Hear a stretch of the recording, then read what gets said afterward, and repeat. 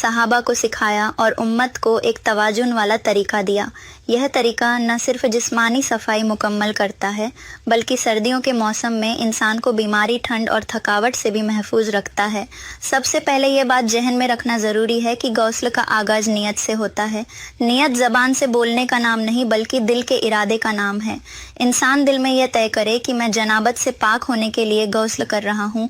یہ نیت غسل کی روح ہے، کیونکہ انسان ایک شعوری فیصلہ کر رہا ہوتا ہے کہ وہ اللہ کے حکم کی تکمیل کے لیے اپنے جسم کی مکمل پاکیزگی اور احتیاط کر رہا ہے۔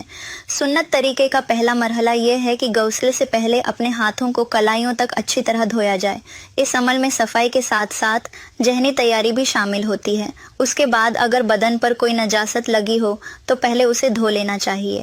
سردیوں میں آسانی کے لیے لوگ اکثر ٹھنڈے پانی کے ساتھ براہ راست جسم دھونے سے گھبراتے ہیں، اسی لیے گرم یا نیم گرم پانی کا استعمال بالکل جائز ہے اور سنت کے خلاف بھی نہیں۔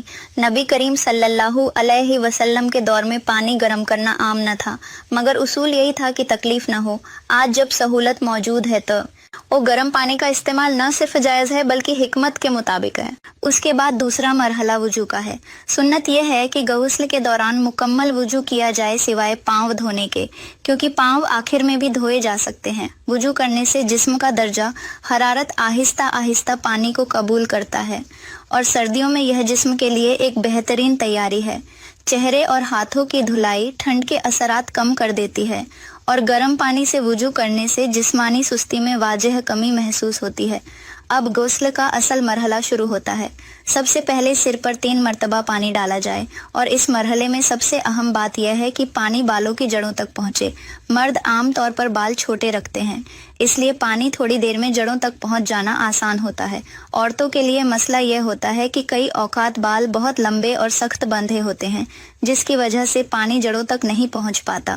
سردیوں میں بال کھول کر غسل کرنا مشکل محسوس ہوتا ہے، مگر شرعی اصول یہ ہے کہ اگر پانی بالوں کی جڑوں تک نہ پہنچے تو غسل صحیح نہیں ہوگا۔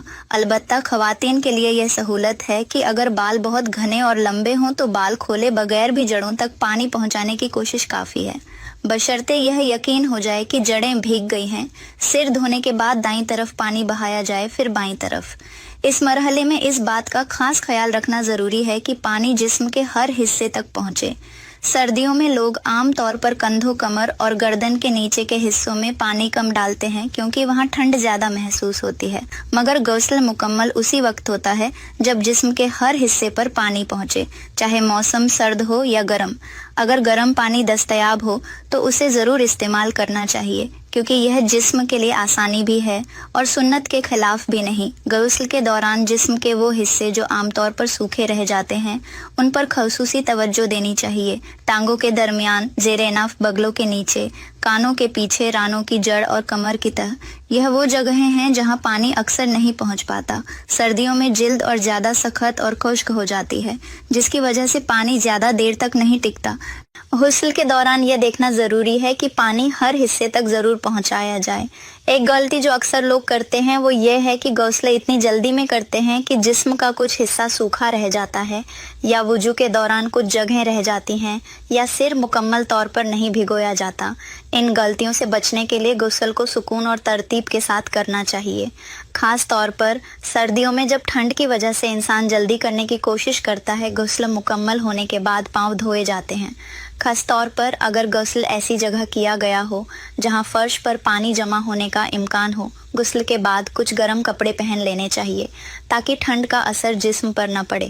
اگر غسل کے فوراً بعد جسم میں تھکاوٹ محسوس ہو تو یہ عام بات ہے، لیکن نیم گرم پانی سے کیا گیا غسل عام طور پر جسم میں طاقت، سکون اور ذہنی تازگی پیدا کر دیتا ہے۔ غسل کے سنت طریقے کی ایک بڑی حکمت یہ بھی ہے کہ انسان کو جسمانی توانائی دوبارہ حاصل ہوتی ہے۔